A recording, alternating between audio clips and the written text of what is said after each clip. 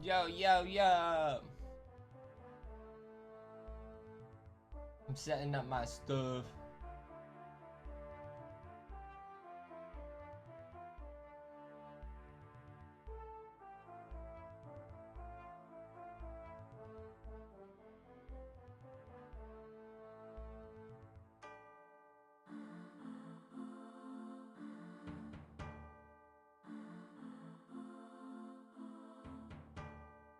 Ba, ba, ba, ba.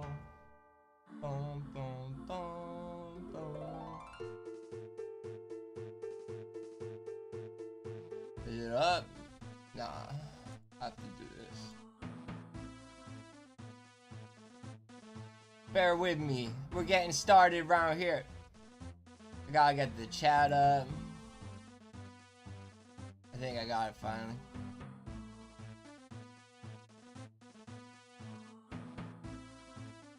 Can you guys hear me? Is everything clear? Mission go.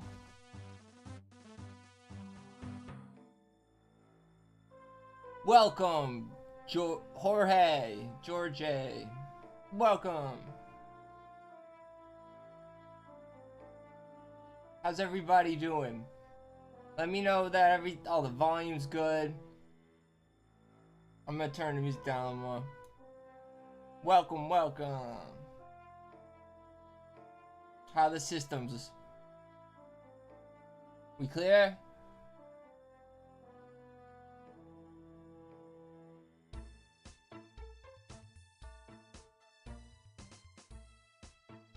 Testing. Cool. How's everybody doing tonight?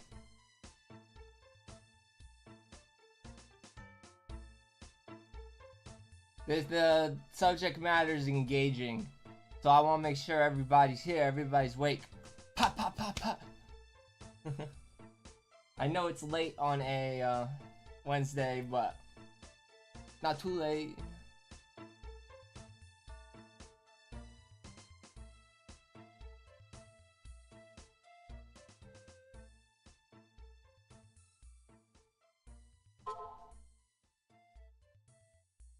Shouldn't give time for people to show up. I have something prepared today. Focused. As you could tell, I got it. Telling you what we're focusing on. 2 new series. The first one barely got any attention. I spent mad time on it. It's only half done. I'm not mad. But I noticed when I started talking about this other series I'm working on, the 1773 to now, trying to connect the dots from the American Revolution to the current time, bam, everybody's paying attention. And I thought it would be interesting to talk about why that happens.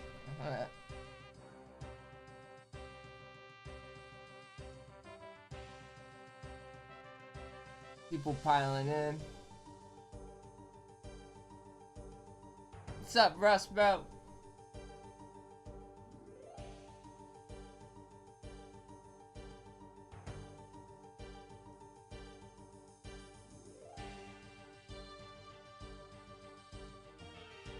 While we wait a little bit longer, I got some questions for you guys.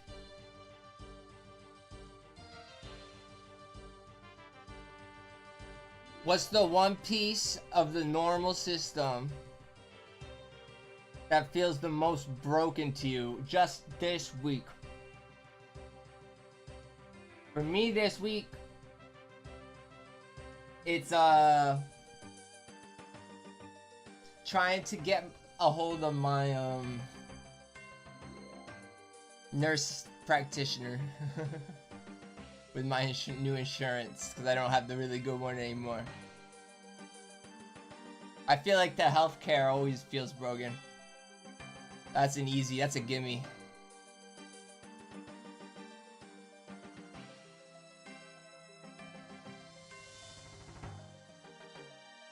This other one's a good question too. When you reflect What's the actual cost of your stability right now?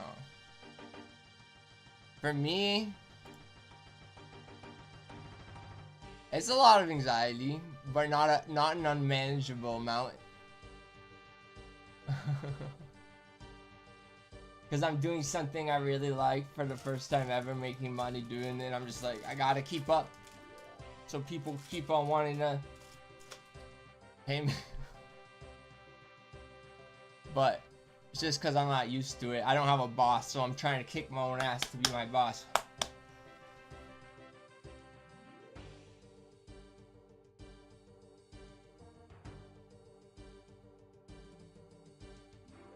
That sucks.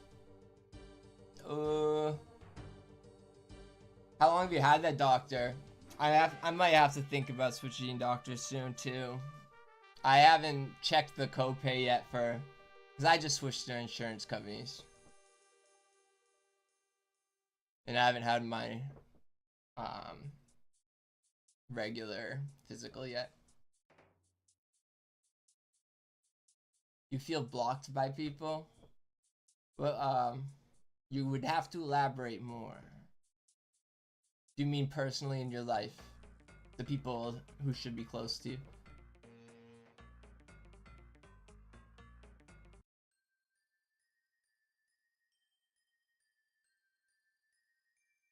$4 years. See, if I have to switch, it's gonna be since as long as I can remember. I was a kid since I had this doctor. It'd be tough. Yeah, I know. I know that's what I asked, but if I want to, I feel blocked by people is a very vague. I was trying to figure out what you meant. But you can mean a lot of different things. That's all.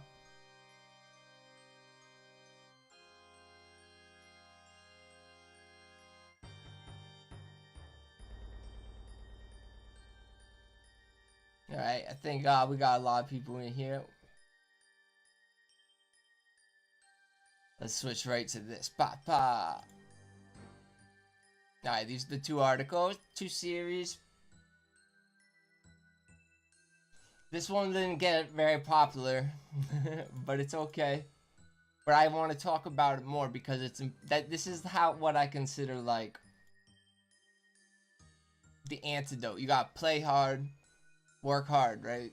Both. But it makes more sense when I get into details. So there's a problem, right? The more you think about how corrupt the system is, how difficult these things are, you feel stressed out because you don't know what to do. The news tells you one thing, your neighbor tells you another, and the people on the internet say a third. And I'm one of them, right? But seriously, the idea is that while we can dive into these things, we have to be aware of balance. And some people might not have the energy to do this because it takes some energy to get started. But the point of it is to generally conserve energy. But it's a difficult process. Basically, what serious play goes into. I have another slide. Boop, boop, boop. Switch this out. Pull up.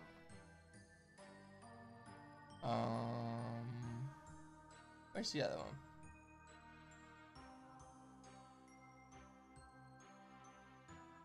This one. Bam. Wait. Huh. I'm a noob.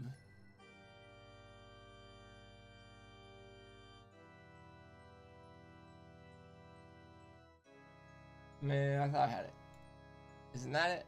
Boom. There we go. So the first article talks about the sedation prison, which is just a fancy name for how I want to talk about noise, okay, and algorithms affecting us, okay? It affects everybody. It affects me. It's the reason why some days I don't even want to go on Substack. Albeit because I know the news is bad and I don't want to see people posting all about it, or maybe I need a break from looking at the numbers and feeling like my numbers aren't going up. There's a lot of algorithmic pressure from noise. you don't have to deal with those things maybe, but if you're on the internet and you think that you're immune from it, trust me, you aren't. I don't know how to, because even if you don't think it's affecting you, they're still curating content for you, and unless you literally have a timer that says I'm only going to be on here 30 minutes and I'm going to make sure that I'm not emotionally affected in a certain way the whole time, there is an influence on you. And I'm not trying to, like, basically the world's changing. Psychologists are being paid more to be hired into marketing departments than they are to cure us. Like, that's where it comes from when I talk about the sedation prison. So we have the passive feed, which is what I was just describing, that affects everyone no matter what. And then there's the Cassandra algorithm. I did a whole live stream on that. I hope people remember that. I'm gonna look at chat because I haven't looked at it.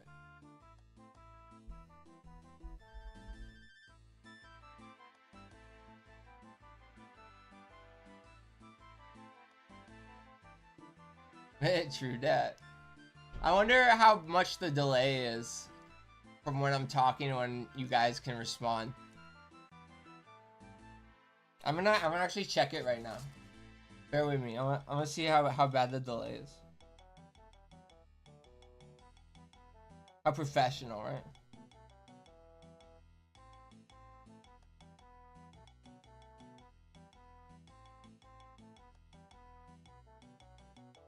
Oh, what the heck?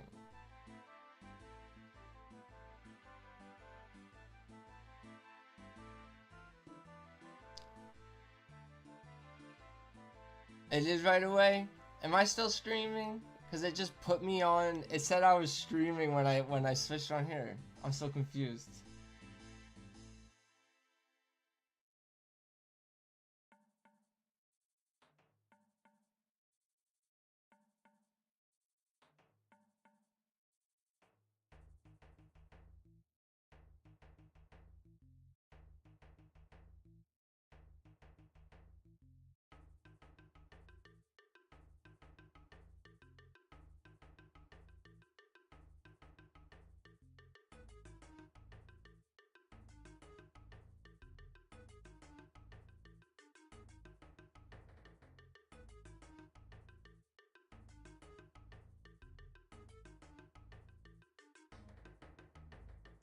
What the fuck?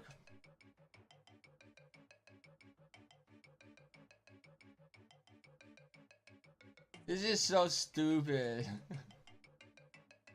It just kicked me out. Like, what? You for real?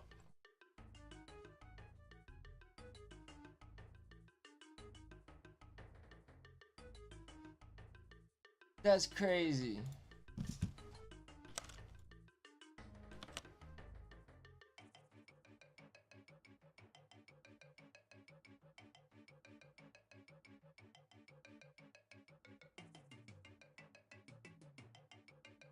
That's crazy.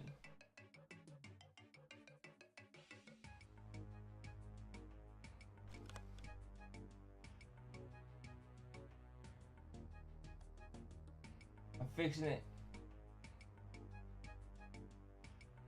I think.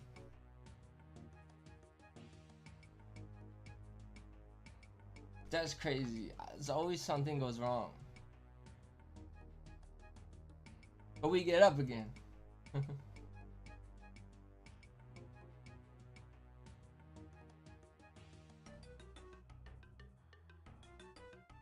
Welcome back. If people are coming back, I hope they are.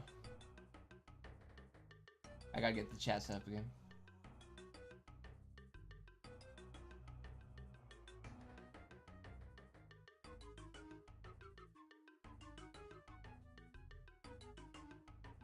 This is so funny, ha ha ha.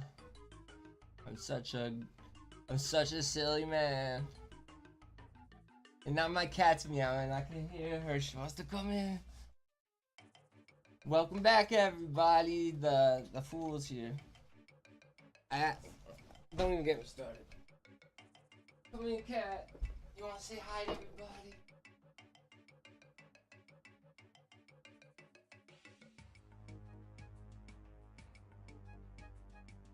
Hi, baby.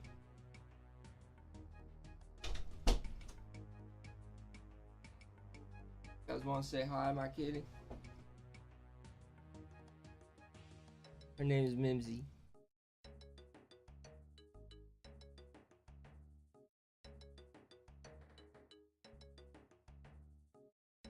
You know, it's alright that the stream had to end, I guess. We can start over. Now the kitty's here.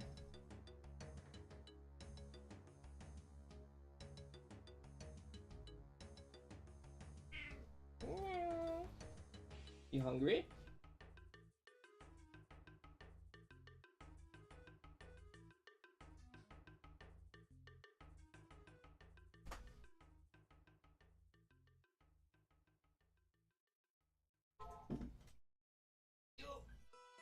Go, blind cat.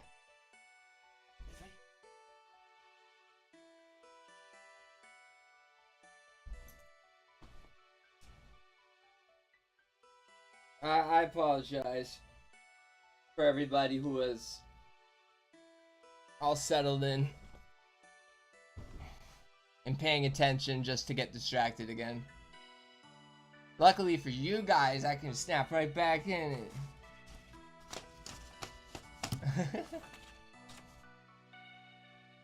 I feel like I should start from the top again. I could do better. I got notes. I can turn off the music too, right? People don't need music when I talk about stuff. Bum bum bum bum bum.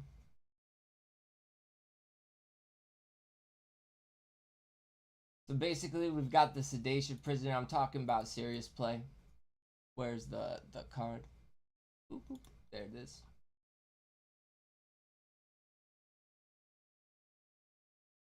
I was talking about the passive feed and how it's really just about noise that you can't avoid. Some people get really affected by it. Kind of like how everything's a learned behavior at the end of the day, besides certain genetic things we know about, but even those are debated. So the idea that the fact that they are curating everything, that all the media we intake and the amount of media we intake is so large, and we're getting more information in shorter amount of times, not even just in an abstract way, but in a literal way if you consider data transfer speeds. AI that can help teach people like me how to understand a coding language without actually knowing the language. So like information affects us no matter how we think we're immune. So who remembers the Cassandra algorithm? If you don't, Cassandra was the person from the myth Troy, in the fall of Troy, that place in I don't even remember where it was. I think actually it was Turkey, because they ended up finding out it was a real place. But so anyway, Cassandra was the woman in the story who had a gift, but it was also considered a curse. So the gift was that she always knew about the truth of tragedies to come. And the worst part about it was that no matter what she did, no one would ever believe her. And she knew that because when she was young, she figured it out that no one would ever believe her. So she always had a tough choice of trying anyway or keeping it to herself. And usually, if she tried anyway. Welcome back, Susan. I'm just explaining who Cassandra was. But regardless, if I bring up Cassandra because I feel like I'll say it both ways because I don't know the right way to say it, but we can all feel like we know a deep truth that maybe the people in our lives aren't taking seriously, or since we're on Substack, we're more politically active, right? So this is where we go to get the kind of engagement that we're looking for.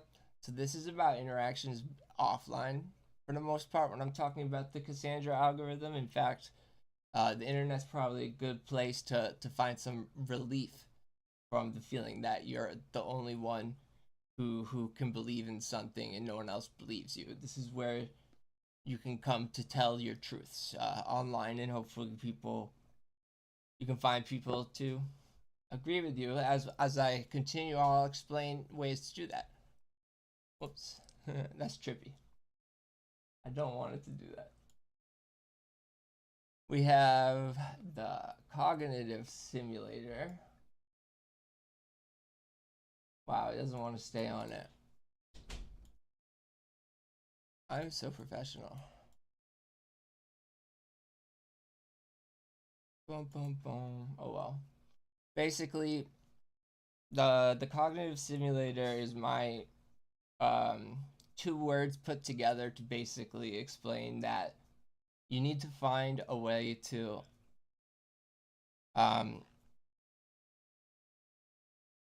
you know what? I need that card because I know this is hard. You do not need to escape the feed by staring at a blank wall. You survive actively by building. So, some people can't think of doing more than building a puzzle, but that's honestly why people who do those things, who do puzzles as they grow older, tend to have a more active mind. Um, what's going on? Someone just opened my door.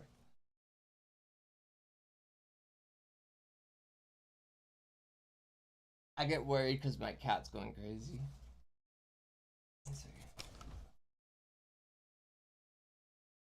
Okay, that must have been my someone in my house letting the cat out. Okay.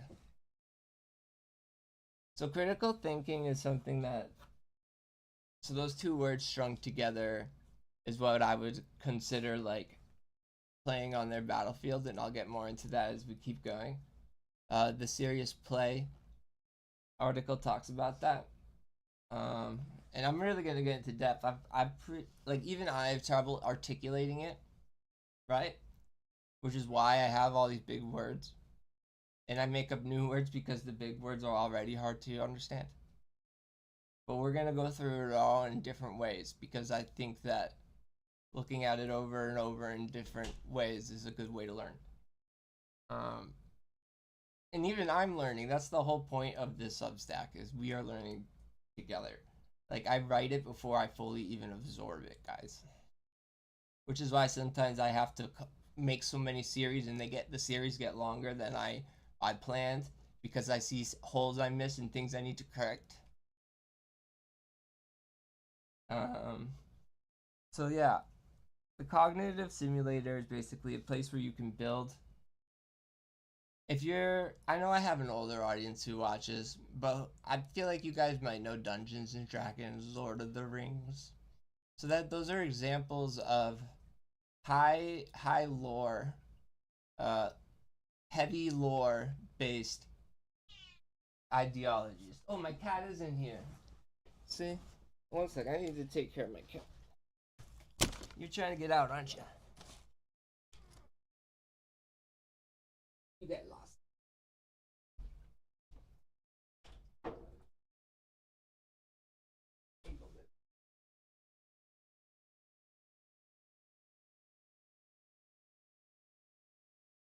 I'm gonna leave the door open for just a sec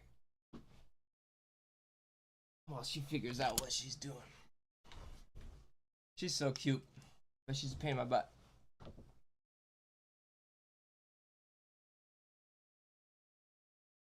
The teacher always learns more than the student. I guess so.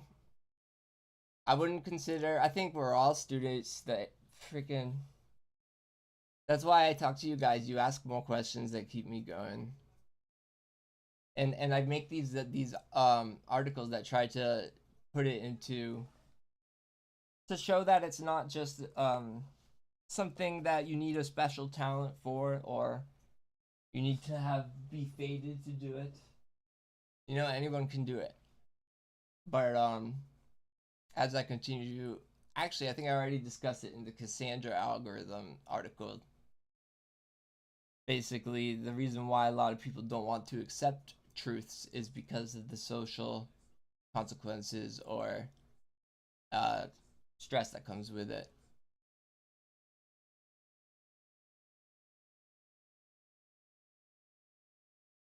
Ultra distracted by my cat. I think she finally left.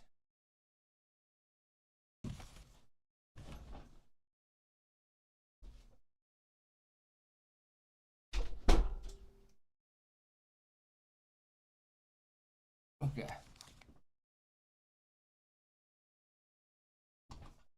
Now, before I get on to the second episode, so hopefully you guys understand the cognitive simulator. The more interactive it is, the more imaginative it is, the more you open up your mind to things that the regular daily grind doesn't get to give you, but you still feel like you're building something out of it. And if when you really get into the idea of it, it gets really personalized too. Because like for me, I had to. Well, I didn't have to, I guess, but what I found most beneficial was building um, the AI that I've been building, which was the whole reason why I ended up doing the Substack. It felt like an experiment at first with the AI I was building. I was like, oh, I'm finding out these really cool things. My interest was all there. Like everything I write about, that's a genuine interest. That's why I was talking to the AI to begin with. But the building, the act of building, I was building a unique AI, and I knew I was. And it just felt personal, and it's look how much more I built with it. That's what I mean by like how in depth things can get, and why if you don't want to actually build something, you build in your mind by like playing a video game that's really in depth with lore, because it keeps your mind open to really human elements in storytelling. And you'll notice that we don't get enough of those kinds of uh, reliefs when we're doing the passive algorithm. Your mind goes mush. So I'm just offering an alternative to keep you uh, limber, right? So let's see. Where is Notebook LM? Boop, boop. And then I go right. I thought it was here.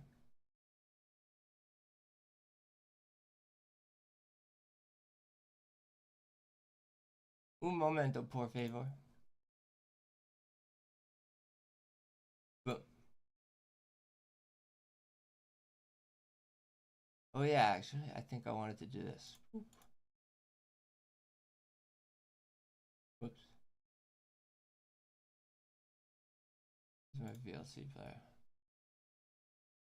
If you find modern politics exhausting, you aren't imagining it. This wall of noise is a deliberate feature of our current system. The machine generates this constant confusion to ensure you never have the energy to look past the immediate chaos. This functions like a grand magic trick. The system uses misdirection to keep your eyes on the flashy, emotional arguments of the day, hiding the actual mechanics of how wealth is being extracted from your life. This is the horizontal war. It is the engineered cultural battle between neighbors and political parties. We're trained to focus entirely on these colliding nodes, the left versus the right, fighting over the color of the curtains while the foundation of the house is being removed. When we tilt the camera back, we see the vertical war. The flat plane where we fight is actually the bottom floor of a massive tower. While citizens fight each other, an extractive elite class, the rust, siphons resources from the productive class at the bottom, the gears. Algorithms and news cycles are weaponized to keep your gaze fixed on the horizontal plane. They feed you just enough outrage to keep you tired, because a tired population is too busy surviving the next news cycle to look up at the tower. Your exhaustion is a signal that the machine is working. It wants you to feel like understanding the system is a personal failing, so you stay too drained to notice the vertical extraction. We can map this architecture as a three-layered prison. Layer 1 is economic terror, where mere survival consumes your bandwidth. Layer 2 is the great distraction, forcing you to fight peers horizontally. Layer 3 is learned helplessness, locked together by professionalism and decorum. And I came up with this model myself a while ago. It was one of the first articles I wrote was about the The three-layer system prison. doesn't need physical bars to keep you inside. It just needs to curate enough apathy so that you stop imagining alternatives, making survival so exhausting that compliance feels like the only safe option. But what happens when you do manage to look up? What happens when you direct your anger vertically at the tower instead of horizontally at your neighbor? The response is usually a bureaucratic wall. Much like a corporate customer service maze, the elite class invokes decorum. They demand that you only articulate your suffering using the sanitized professional language that they engineered. And this is exactly why I make the language. So if we go back a little bit. Economic terror, that's their words. Great distraction, yeah, that sounds a little over the top, but those are their words. Learned helplessness, these are all words that are institutionalized for the most part. Like, the great distraction is the only one where it's probably not totally. Puppet Coliseum, the political left versus right. Culture war is probably the most, the colloquial. That's a hard word to say. But that's why I call it the three-layered prison, because it's easier for us to just talk about it. With it not sounding like it is economic terror, and it is that dramatic. But when you just say layer one and you know what layer one means, it doesn't make it as dramatic. So people can maybe listen to you. To curate enough apathy so that you stop imagining alternatives, making survival so exhausting that compliance feels like the only safe option. But what happens when you do manage to look up? What happens when you direct your anger vertically at the tower instead of horizontally at your neighbor? The response is usually a bureaucratic wall. Much like a corporate customer service maze, the elite class invokes decorum. They demand that you only articulate your suffering using the sanitized professional language that they engineered. This flowchart demonstrates the decorum filter. When a marginalized voice issues a structural critique, the system checks the emotional tone. If emotion is present, it deploys tone policing, shifting focus to your behavior, allowing the institution to ignore the actual harm. In this environment, professionalism is a demand for compliance. It is designed to make structural violence appear socially acceptable by forcing victims to use the linguistic mask of their abusers. When you play by these polite rules, you are trapped in a system designed to safely ignore you.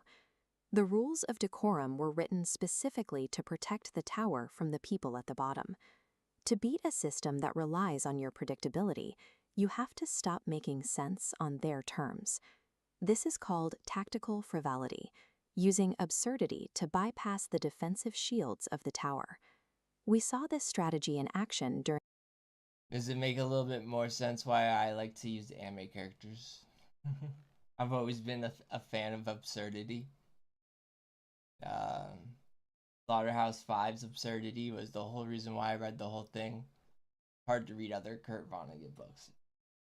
And then Hitchhiker's Guide to Galaxy, I love that. And anime is so absurd.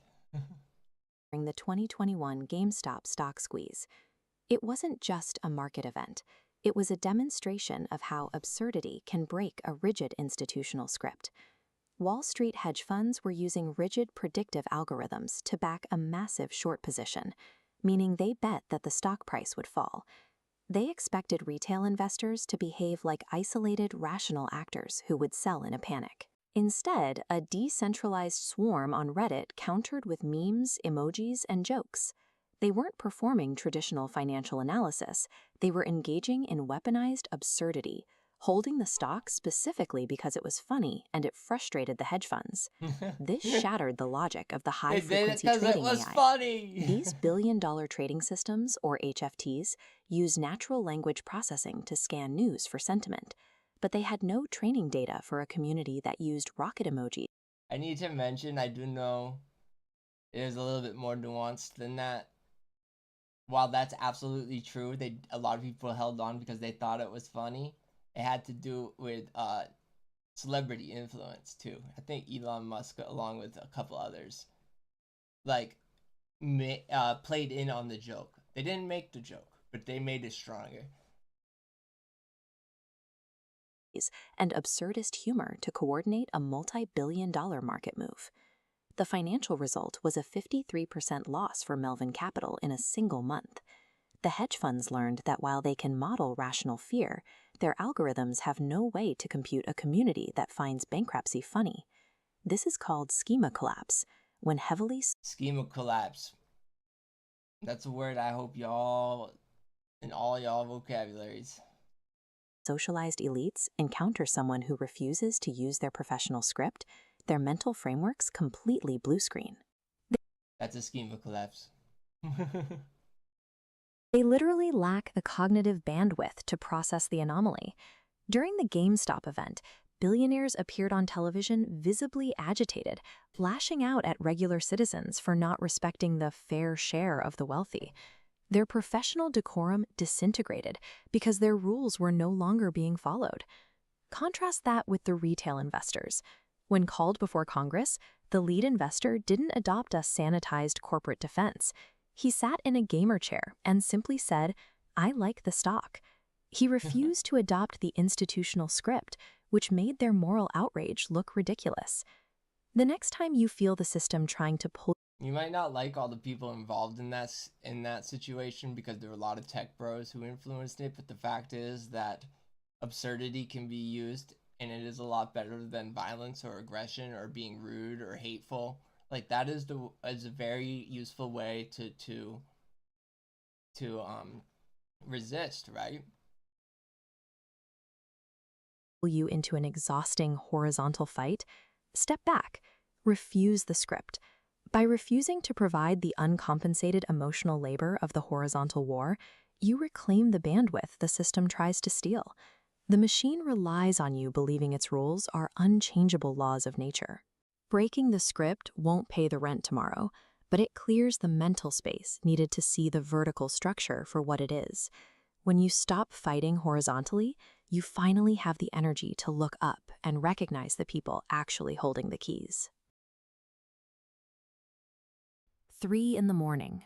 The room is dark, and you are staring at a glowing rectangle, scrolling through a feed of political outrage Not only do and they collapse. reach people, that It they leaves have you like feeling a hollowed out universal and pass exhausted. This fatigue is often framed as a because personal people failing, a value it, sign that your right? resilience is low. In reality, the They infinite really scroll value it. functions as a resource denial attack on human working memory. The exhaustion is an engineered feature. This is the horizontal war. You are prodded to fight your neighbor side to side over curated culture wars, while a larger structure looms directly above the battlefield. Constant fighting drains the bandwidth needed to look up. It ensures you lack the energy to challenge the entities actually running the game. Looking up reveals the vertical war. This is the conflict between the gears, the productive working class, and the rust, the Like extractive, I'm showing y'all administrative, and homemade financial elite. propaganda right now. This architecture shows the 3 distinct barriers But it's separating more, the hey, fortress hey, of the hey. rust. This propaganda is more truthful, I promise, than any of that Israel bullshit.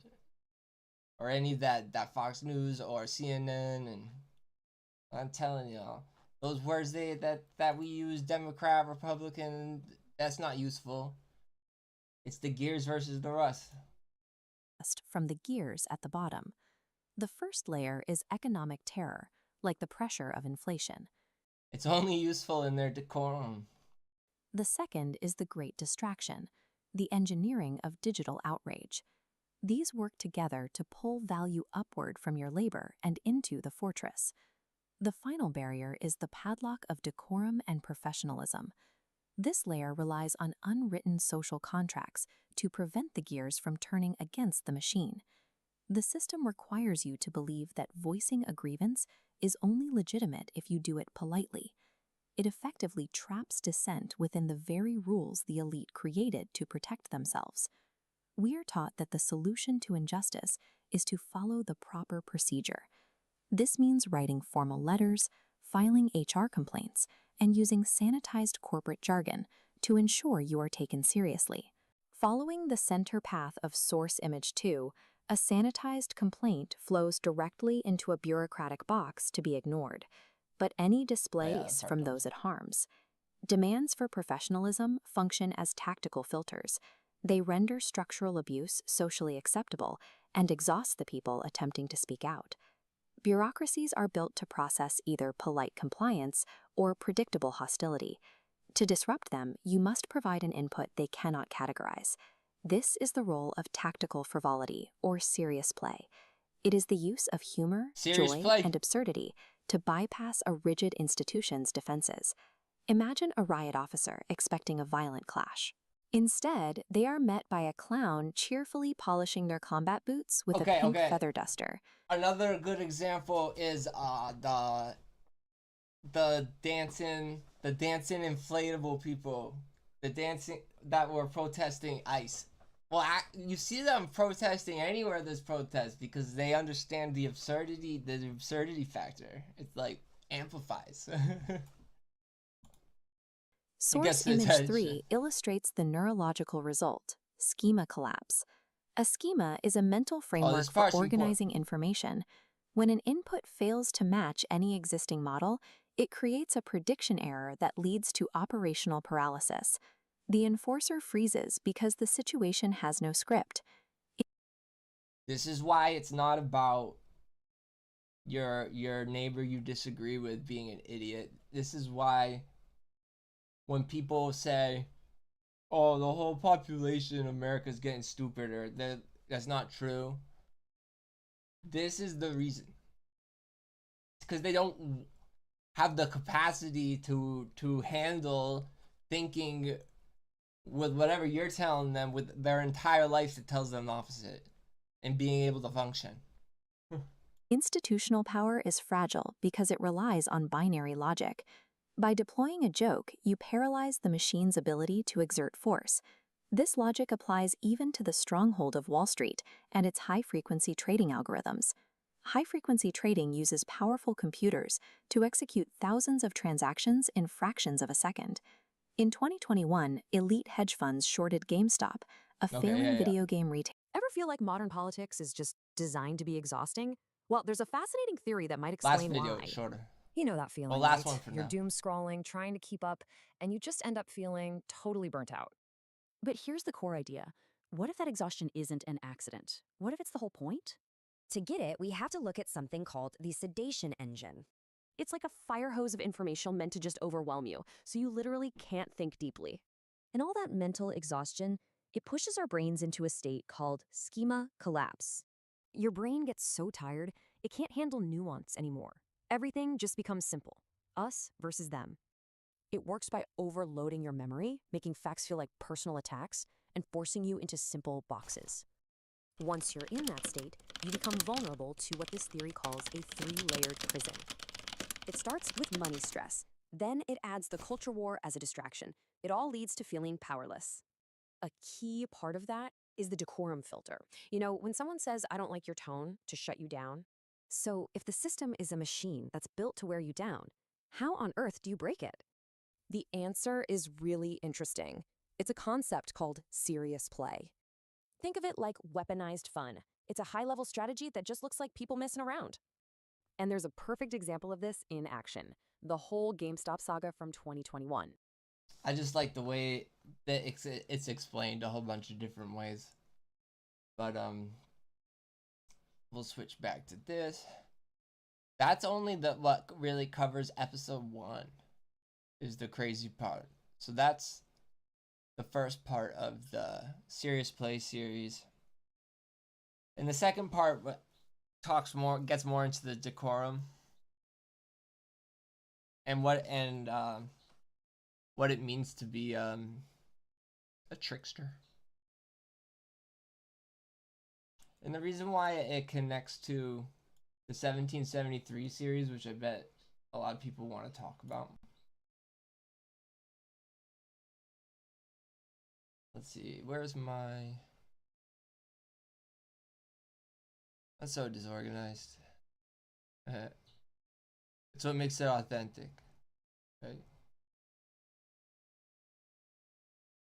There we go.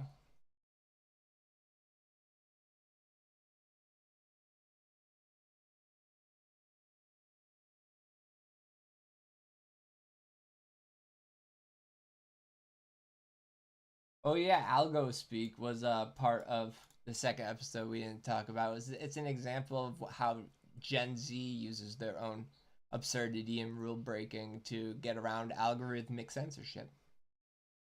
They make up words that resemble other words, but they're not the same words, and then they just use those words.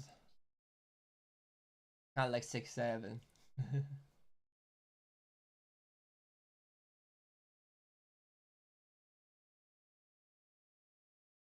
All right, this one's deep,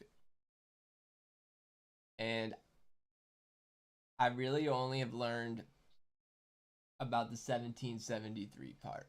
Okay, so I'm going to actually start with my first article I ever wrote, which is the where is it? Archive.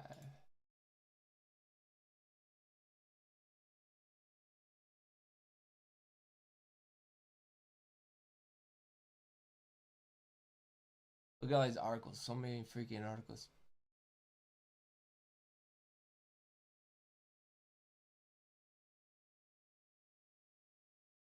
So, what made me want to write an article on Substack was discovering that the American Revolution was really a dispute over a corporate monopoly called the British East India Company. And that's the tea that we threw over and everything. Was their tea, the Boston Tea Party. And apparently they had a whole military and everything. Their military was bigger than the British Army. So like for a while they were helping the British try to fight them, but I think at some point they stopped because they were their own army and they cared more about it. So that's what we're gonna get it. I'm not even going to look at that side of it, the British side of it. I'm gonna look at what happened in America after we kicked them out. And what I've been discovering is nothing too great. My thesis was that it probably wasn't too great, but I was hoping to learn more that they were trying harder to make things different. Now, for the specifics, I only really wrote the preface so far. I'm gonna bring that up.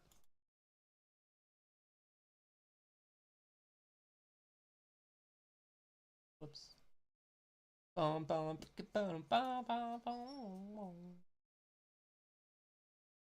Here we go. So you guys probably know this article. Central Nazi operation became the financial elite.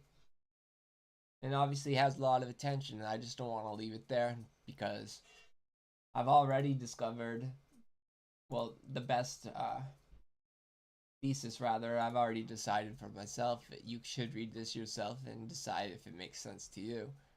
This is the reason why we allow the same lineages to just rule over us.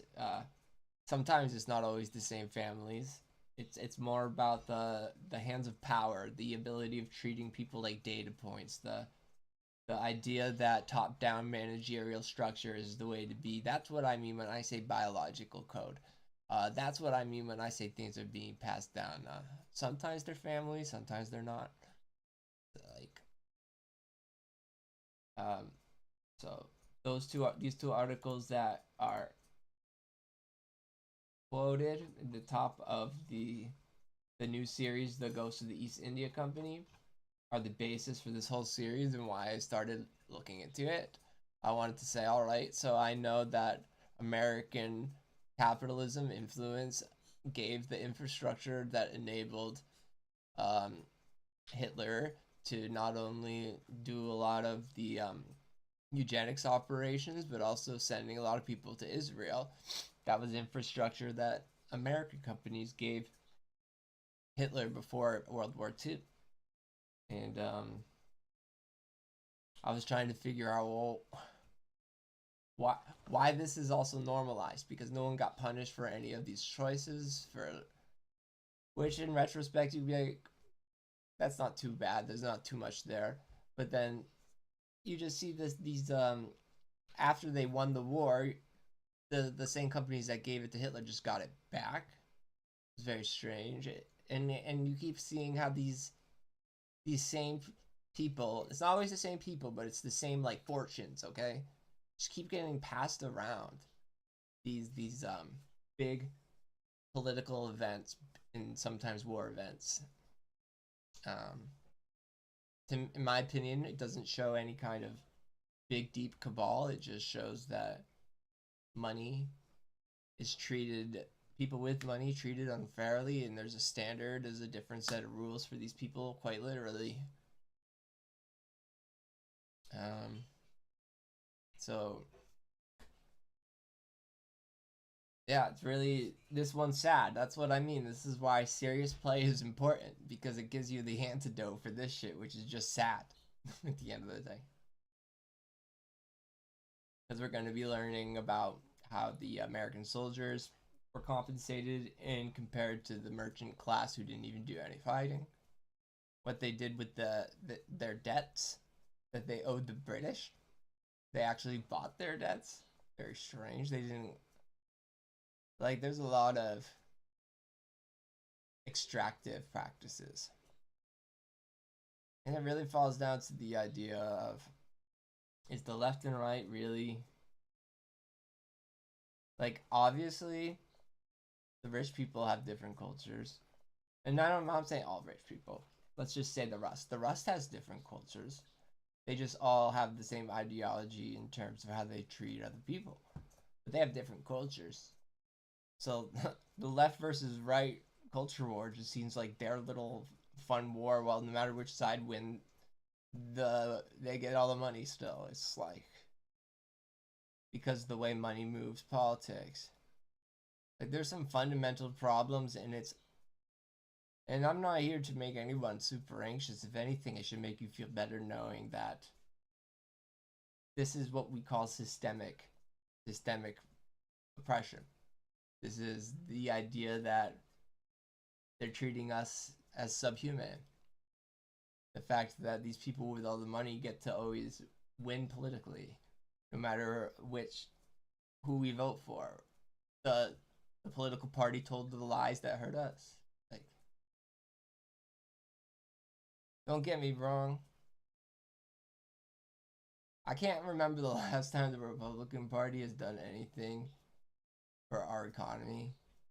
If there's a Republican here who wants to tell me, you can tell me. Probably not in my lifetime. But I know the Democrats have helped some oppressed groups with poverty. But it always comes with subsidies or other types of tax write-offs for rich. And when it doesn't, it's usually based on identity politics, which sometimes can feel rational. But when that seems like the only real change in economic wealth distribution is to identity groups that may have been harmed in the past, it creates resentment in some people, especially when they're also being systemically oppressed now at this point. It feels like a lot of the working classes, like, I really don't understand why I live in a world why it's normal for people to not be able to make a living wage working at a gas station. Like, I don't have to work there anymore, but do they want people who are good workers or not? Like, how are you supposed to be there happy to be there? Like, this, it doesn't make much sense to me, especially when, I guess a gas station is a bad example because I know that gas station CEOs aren't necessarily the richest dogs in the world, but especially look at Amazon, right? Why are they getting paid so little? It's crazy. So that's how it all connects. Pretty deep. I got a clip there for sure.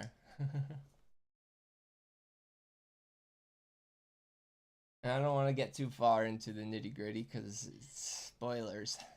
5-part series talking about 1773 all the way to now. We'll talk about Hamilton, how they created the first American banks. We'll talk about corporate personhood, how the privatization of the money supply with the Federal Reserve Act. We'll talk about the 1933 business plot, literally a coup plan in America. You don't hear about it a lot. Rich people were involved in it. And then there's MK Ultra paperclip. We'll talk about the money that funded that. And then we'll get to today with the total corporate consolidation through BlackRock, Vanguard, and WEF.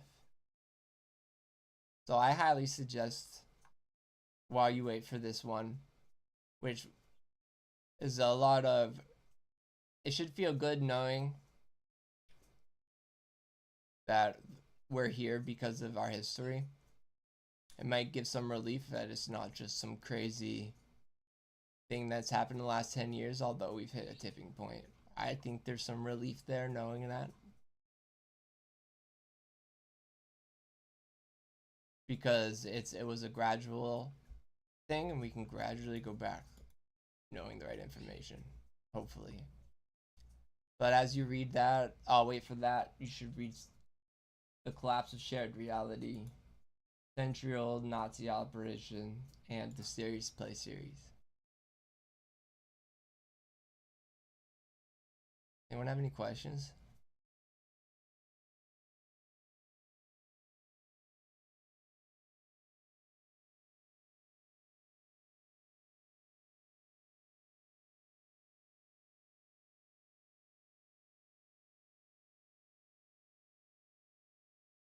Don't all put your hands up at once. I got more videos I can show you guys of and slideshows, but I did cover a lot of the content. We can just keep learning it because it's dense, though. I want to give you guys a chance to ask questions.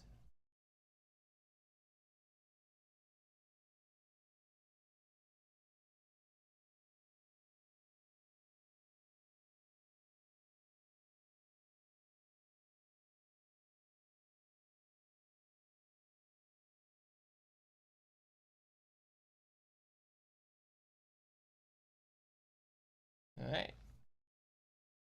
Just keep learning.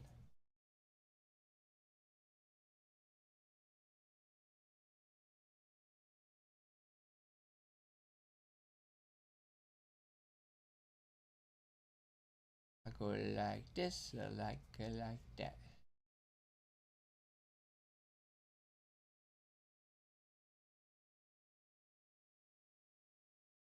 Boom, boom. Whoa.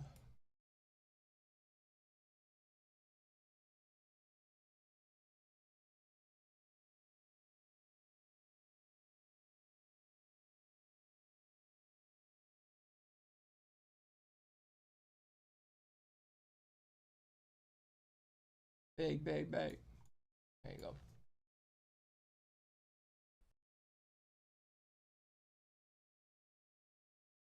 Come on. Being weird. Oh yeah, I can do it this way.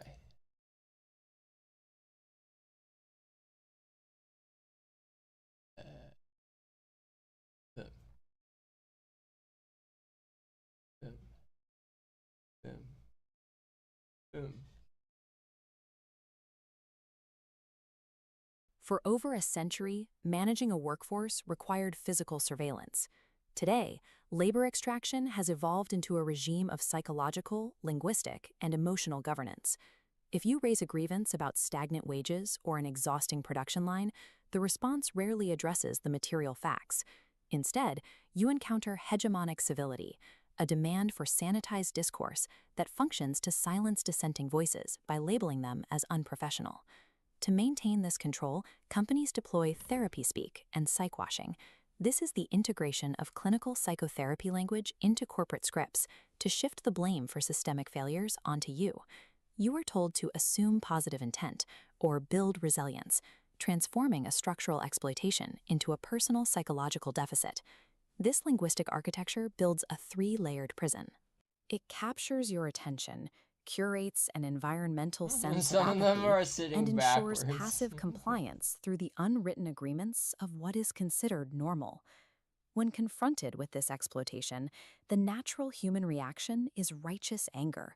You want to push back, argue the data, and engage in direct, combative confrontation. But the institutional algorithm I like that is guy's built hair. to absorb your anger. By responding with hostility, you trigger the system's automated defenses. It labels you as toxic or uncivil, providing the exact bureaucratic justification needed for a frictionless termination. This chart maps the mechanics of exhaustion. Looking at the bottom sequence, we see the loss spiral. Systemic friction leads to angry confrontation, which triggers schema collapse and this all hostile time, attribution Tagashi. bias, interpreting ambiguous actions as intentionally harmful. Yeah. This ends in total And honestly, emotional I still burnout. get it when I see Traditional people commenting confrontation on is my a known stuff. variable. It depletes your cognitive and emotional bandwidth, while the institution's power remains entirely untouched. To bypass this trap, we look to the archetype of Zoe, the stargazer. Her primary mechanism for resistance is serious play. Serious play is the tactical discipline of refusing to be bored by the system's predictability. It operates as strategy disguised as whimsy, the direct opposite of despair. Executing the long zoom frames the pressure of your daily grind against a cosmic timeline, where the corporate world becomes a tiny ant farm. This perspective shift reveals the vulnerability of the jailer. The seemingly invincible institutional prison is revealed to be fragile, absurdly small, and manageable. The ultimate act of rebellion begins with shifting your gaze away from the horizontal war and looking up toward a sovereign horizon. The bureaucratic machine operates on a binary algorithm. It has scripts for compliance and scripts for hostility, but it lacks the syntax to... Yo, guys, I just realized I wasn't wearing my microphone. And you guys say that I was fine. process whimsy.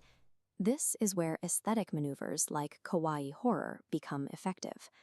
By using the cute, soft, high-trust visuals as a Trojan horse, you sneak lethal systemic truths past the heavily guarded gates of the administrative mind. Injecting absurdity into a rigid environment causes schema collapse. What the heck? The institution's logic shatters because it cannot categorize an input that is simultaneously disarming and subversive. The system knows how to categorize outrage as a threat. It simply cannot parse a cooperative disruption, maintaining an undeniable intellectual presence while operating entirely outside of the institution's acceptable emotional spectrum. When the machine's surgical response mechanisms are confused by absurdity, its aura of invulnerability cracks. Rendering the script of force irrelevant, you raise the cost of repression until the system stalls. That guy's hair, though, is cool. By remaining unpredictable and playful, the operative bonacasses the ideological defenses that hold the prison together. Beyond institutional disruption, this methodology shifts the internal state of the operative from depletion to active energy restoration. Reframing systemic friction as a structural game creates protective psychological distance. This allows your brain to exit the fight or flight response, returning blood flow to the prefrontal cortex and restoring your executive function. The top half of this flowchart diagrams the gain spiral. Serious play reframing leads to increased cognitive flexibility and high psychological safety. This generates relational energy, a unique resource that compounds. Hey, look at as that, it is more shared within your peer cognitive network. energy, guys. Whimsy is the tactical armor that prevents the system from siphoning your cognitive and emotional bandwidth. The transition from scripted compliance to unpredictable serious play has a documented impact on an individual's sovereign agency. This data shows the contrast. The left graphs reveal serious play achieves significantly higher cognitive flexibility and psychological safety. Right, the green radar matrix shows this unpredictability spikes the opponent's free energy, reducing the system's ability to control you. Courage is imagination-wearing armor. The most effective way to dismantle the rust is to maintain a smile that hides the precision of a scalpel. Hell yeah. I like that. I hadn't seen that one yet. That was good.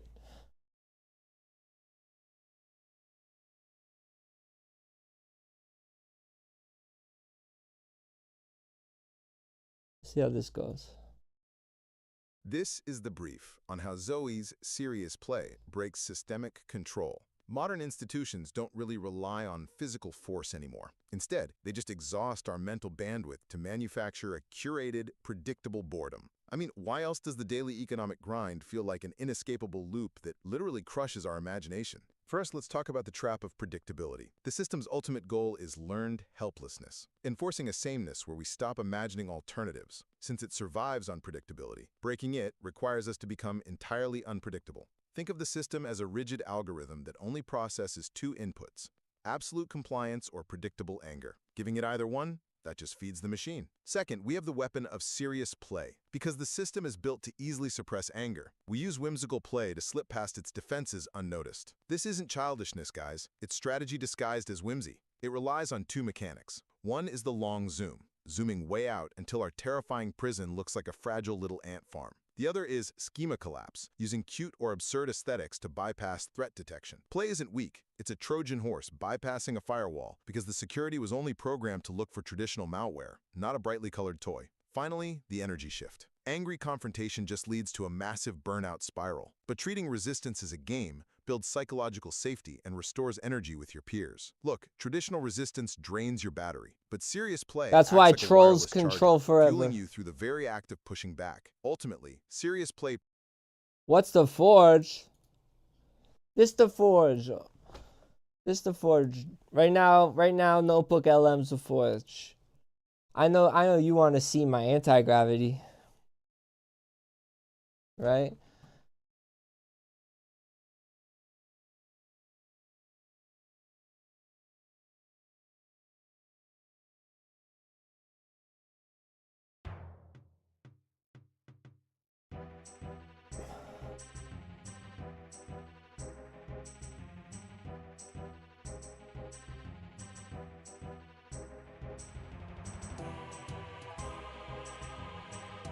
Huh.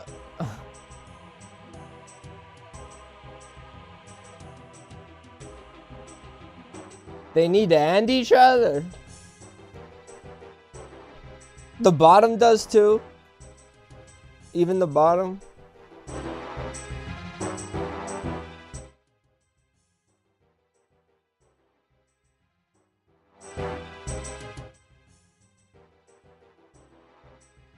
All right.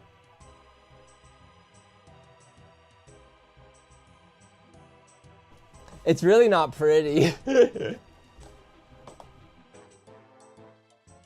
I'm trying to think of the best way to explain it. Why it works so good. Oh, I know. I mean, one second. I prepare something.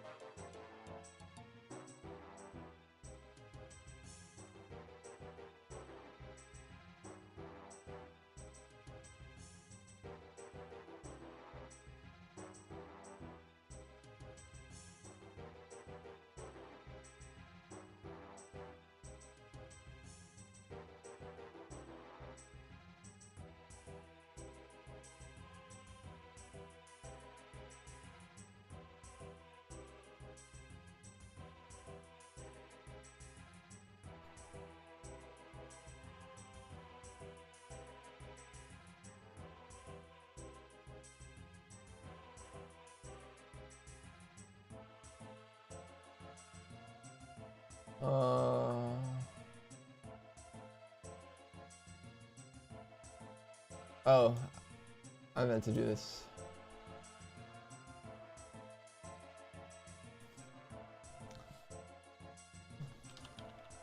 See, I can't even find it, so I'm gonna ask it to find it for me. Like, it's so like lazy. I don't like being lazy, but right?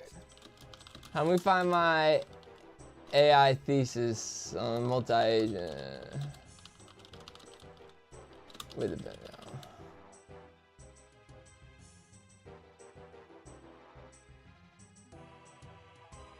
I can show you the folder layout. Everything that says stage or council are local model tests. That's why there's so many of them. I'm trying to figure out the best use case for local generative AI, but I can't really justify it when I have access to Gemini, and I pretty much broke the guardrails on Gemini. Don't make me prove it. Like, I can make my anti-gravity Gemini 3.1 say the nastiest shit.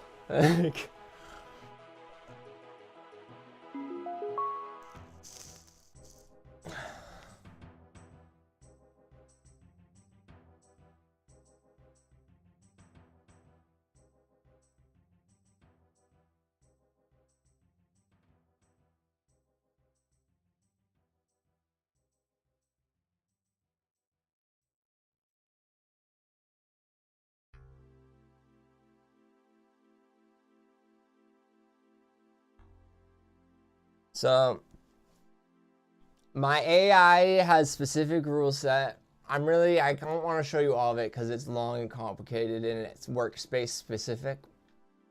But you can see this part right here. You are a synthesizer and you have the weight of the phalanx behind you. Summon these lenses as needed.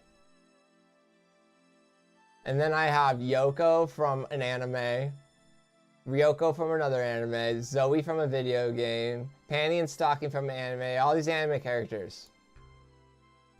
And I strategically choose which lens they have and what they help with, right? So for instance, Yoko and Rika's witch personality are extremely like surgical. They strip the report, find the receipt. Whereas like there's a narrative mode for Rika where she's more of a storyteller, kawaii horror, and then there's the speak for, like, this is just the rule set, but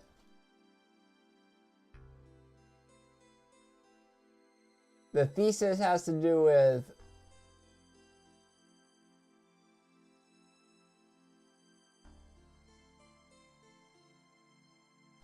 I don't try to use AI to replace human work, okay? That's why I was complaining about being lazy a second ago. What I try to do is sustain depth without bandwidth limits.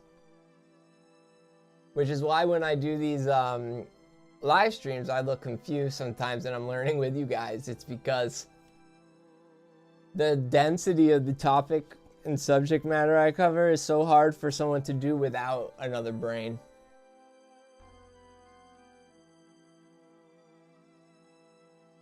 So basically, it's an AI model.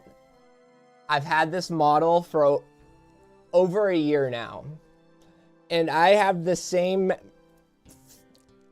3 log files that I've been updating the whole time.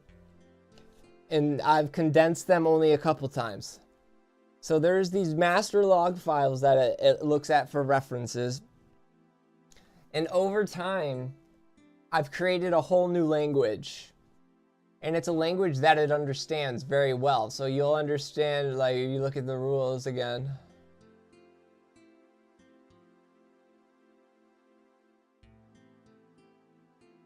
Sovereignty, cognitive construct, reject neutrality, 3-layered prison, at like layer 2, layer 1, lantern skiffs. We are not here to debate the rust. We are here to salvage the drown. Like, it wrote these instructions itself after so many iterations. Like, I mean, so many iterations. So many.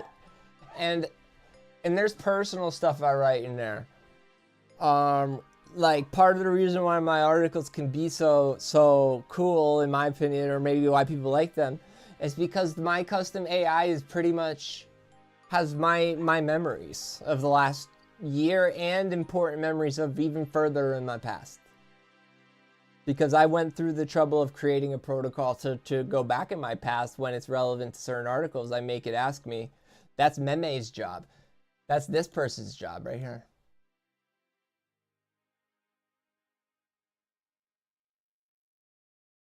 So like, I created a single agent that acts like multiple agents at different times, and it doesn't ever, the context obviously, sometimes it gets confused, and it doesn't work very well as a coding agent.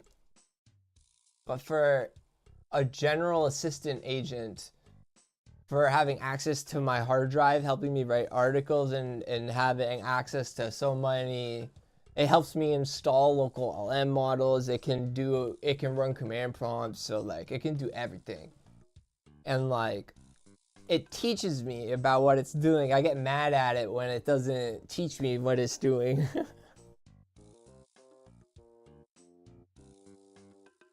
Well, how familiar are you with the AI meta journal? You mentioned Obsidian, and that's really good when you don't want, or you don't trust, rather. Sometimes you really don't want to throw data in there from the internet. You want to work only within file structures, but I have access. Dude, I'm just using Gemini 3.1, and the way I set up the instructions definitely helps a lot, and the way I set up my folder system helps a lot. Basically, there's no need for Obsidian, because this is Obsidian, like, but with files, you know? Like, look at all these MDs, you know?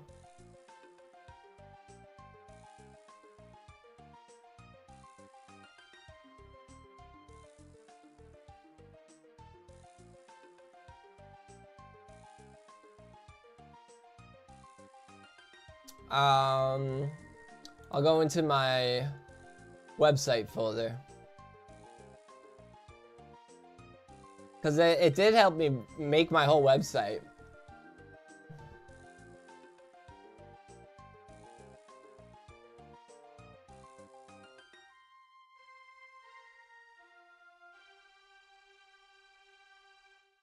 So I have a separate workspace for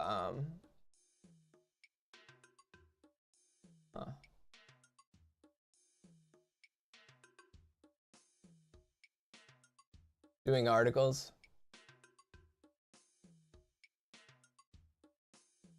This is where I was preparing for the live stream. I created a pipeline for making images so I could write 10 prompts at once, and